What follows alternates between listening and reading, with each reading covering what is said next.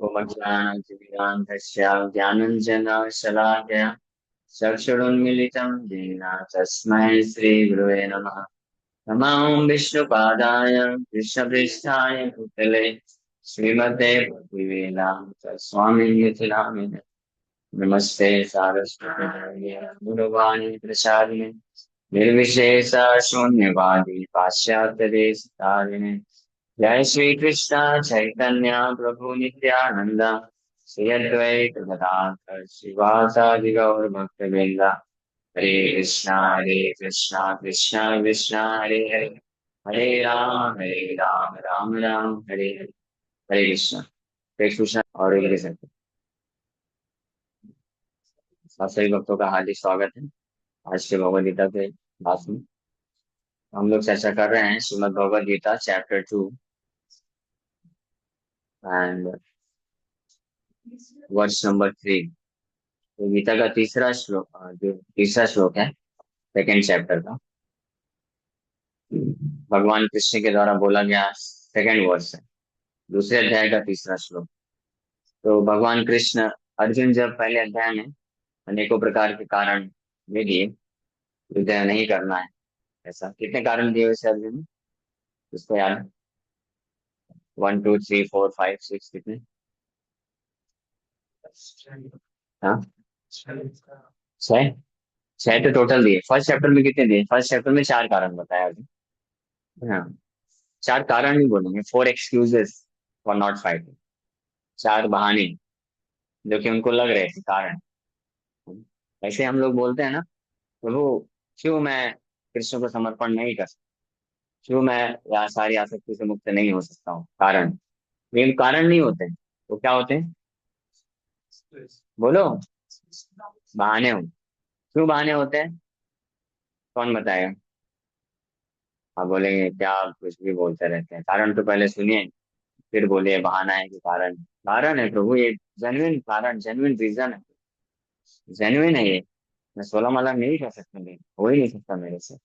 मेरा इतना पढ़ाई है, जॉब है, रिस्पॉन्सिबिलिटी है। 16 माला एग्जाम्पल दिया बाबा। 16 माला कर लेते तो उसका मतलब थोड़ी ना और भी चीजें। यस बताइए, कौन बताए? हाँ। हाँ, वेरी नाइस, गुड बॉय। समझे क्या बोलूं? हाँ, अगर भगवान कृष्ण परम नियंता है, सुप्रीम कंट्रोलर है, मतलब उनके कंट्रोल में सब कुछ है, वो कुछ भी कर सकते हैं। भगवान कृष्ण ने गारंटी दिया है, क्या गारंटी दिया है? माम एकम शरणम व्रजा अहम त्वाम सर्व पापे विमोक्षयिष्यामि मा शुचा माम एवे प्रपद्यन्ते मायामेतां तरन्ति ते। तो क्यों नहीं होगा? तेषामहं समुद्धरता मृत्यु संसार सागरात् भवामि न चिरात। न चिरात भगवान बोल रहे हैं, और हम बोलते नहीं प्रभु चिरात टाइम लगेगा। टाइम लग रहा है मतलब क्या है?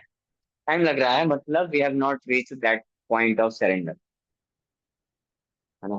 तो वही तो प्रभु, वही सरेंडर के पॉइंट पे पहुंचने में तो टाइम लगने की बात कर रहा हूँ मैं। वो पहुंच गया तो फिर सरेंडर, फिर तो माया से भगवान को मालूम है, विश्वास है मुझे, निकाल देंगे। तो सरेंडर हमारे हाथ में है।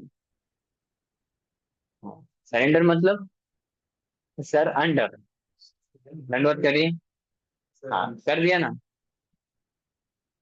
सरेंडर मतलब सरेंडर, ऐसे दंडवत कर, हो गया सरेंडर।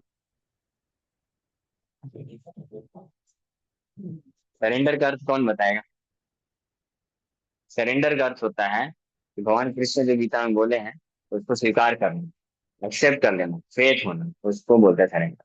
तो भगवान बोलते हैं माँ में ये प्रपद जनते माया में तम तरन थे, कि अगर आप मेरा मुझे समर्पण करोगे, मेरा शरण लोगे, मेरा आश्रय लोगे, यानी मुझे बुलाओगे, www.krishna.com, कृष्ण समर्पण.com पे क्लिक करेंगे तो प्रोडक्ट मिलेगा। Amazon.com में क्लिक करते हैं, प्रोडक्ट मिलता है, गारंटी है कि नहीं?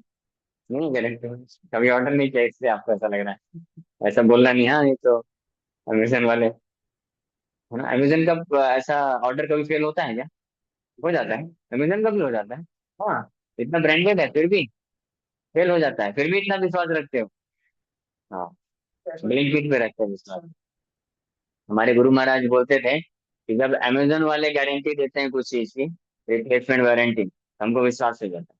लेकिन भगवान कृष्ण गारंटी देते हैं गीता में, एक बार, दो बार, तीन बार, 10 बार नहीं, अनेकों अनेकों बार, तो विश्वास नहीं होता है। अब भगवान कृष्ण ही नहीं, भगवान फिर किससे बोलते हैं, अर्जुन को बोलते हैं, अर्जुन भाई मैं तो थक गया बोल बोल के, तुम बोल दो भाई, शायद तुम्हारी बात को मान ले।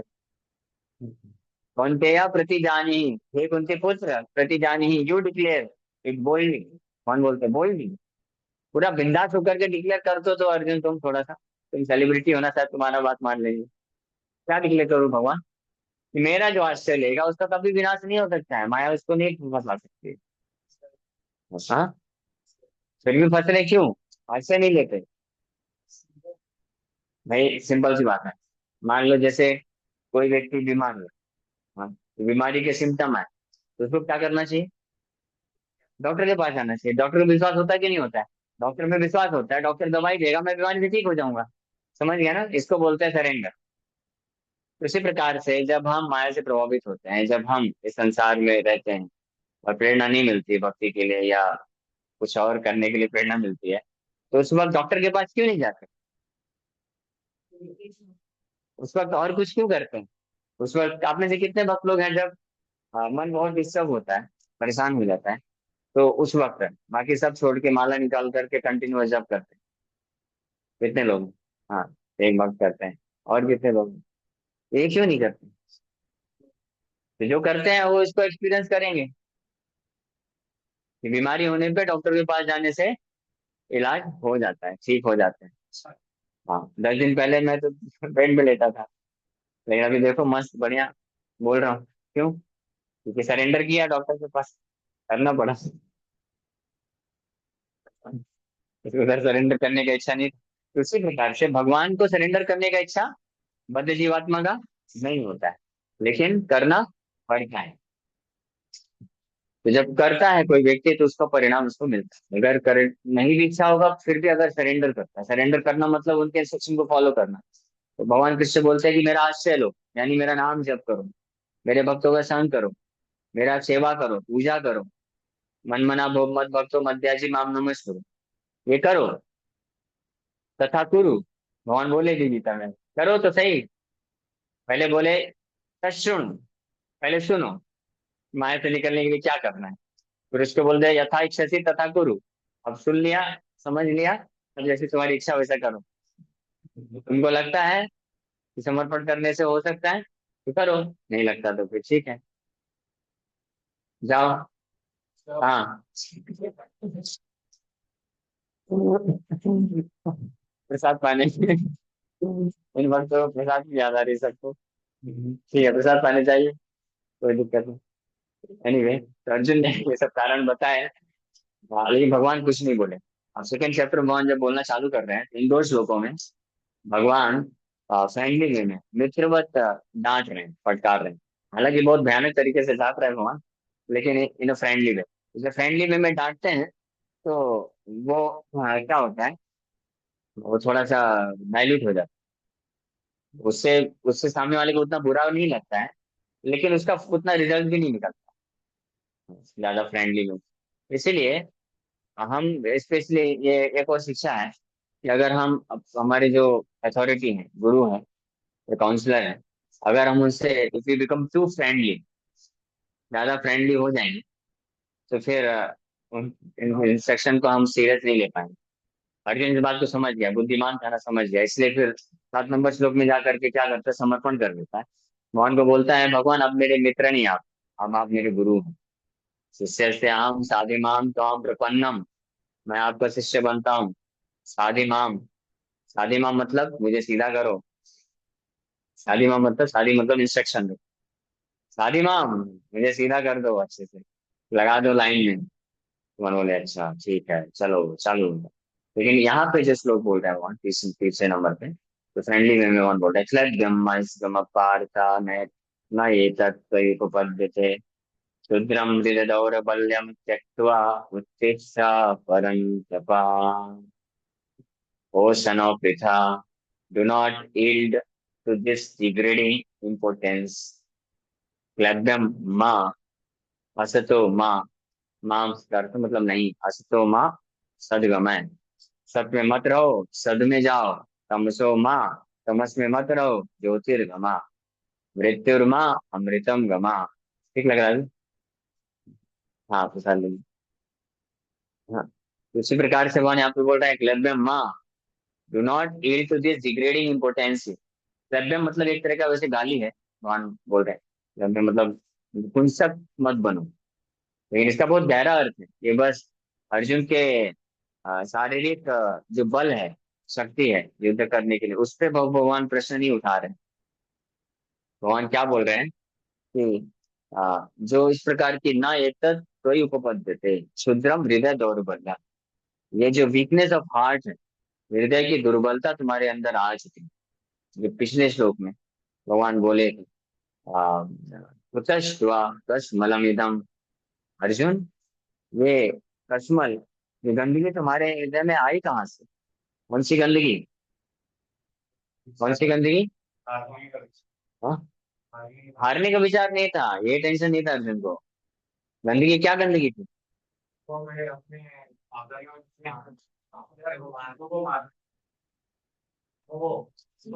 सही बोल रहे हैं, वो तो इफेक्ट हुआ गंदगी ना, लड़ाई।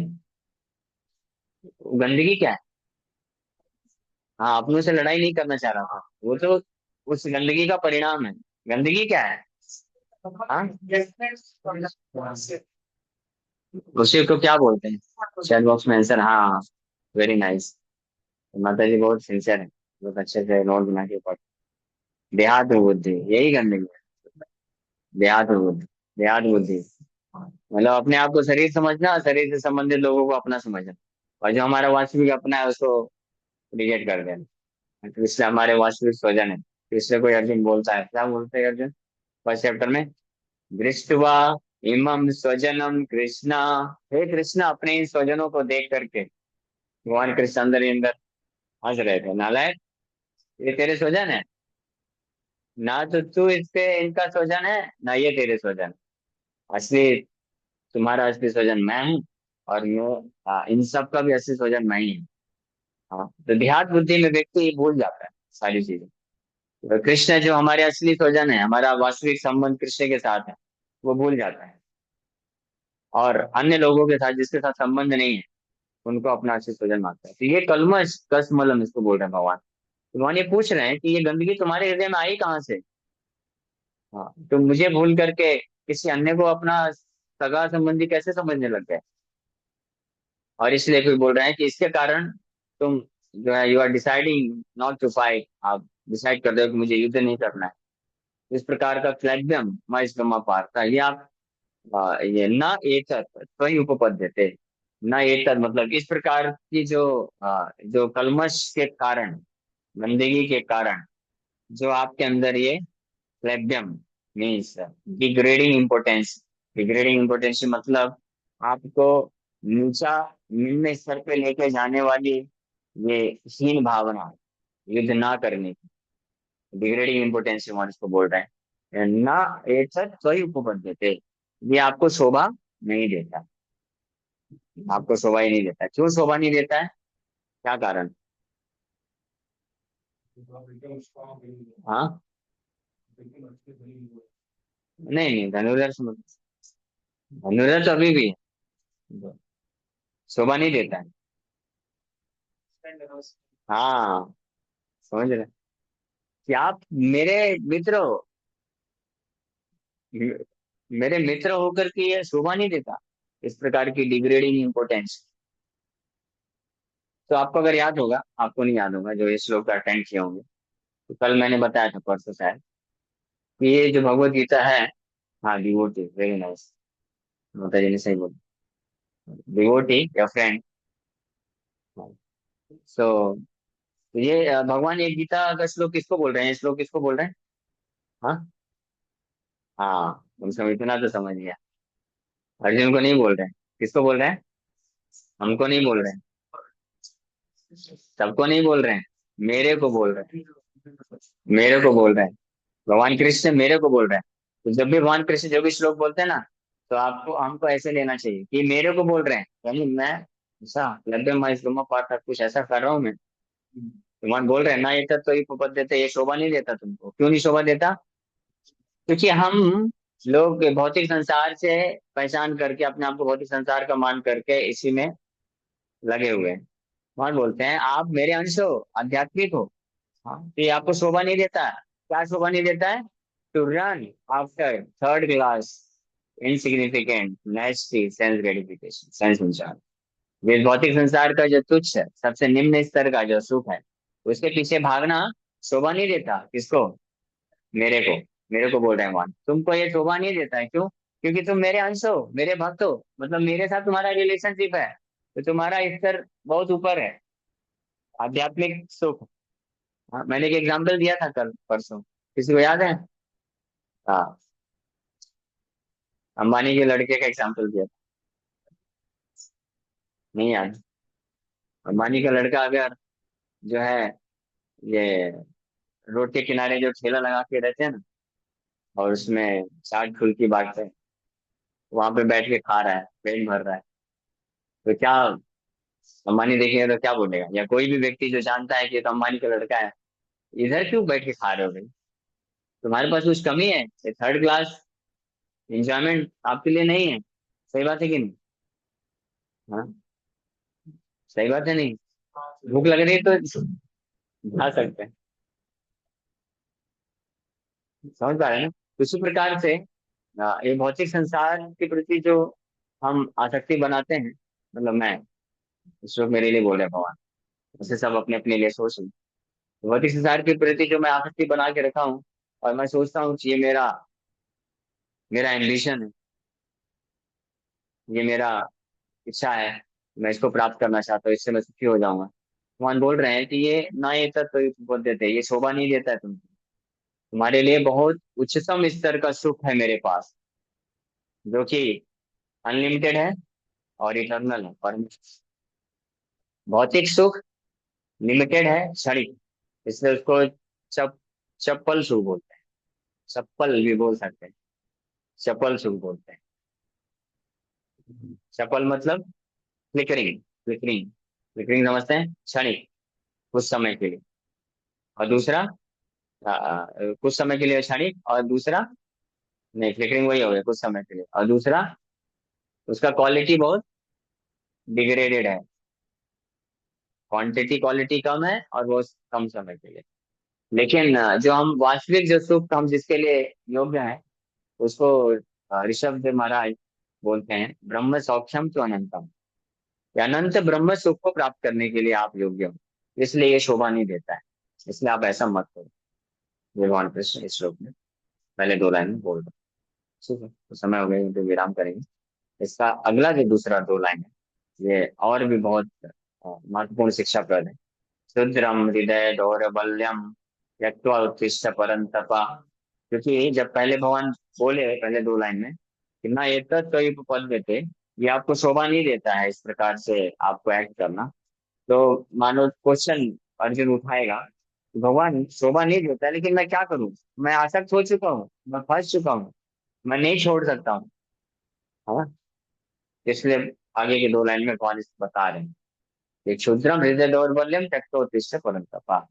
ये ना केवल आपको शोभा देता है, बल्कि ये इनसिग्निफिकेंट पेटी वीकनेस ऑफ हार्ट है। एक ये कैसे है, इसको ऊपर कर सकते हैं। Thank you very much. Hare Krishna. किसी वक्त का प्रश्न है क्या? पूछ सकते हैं।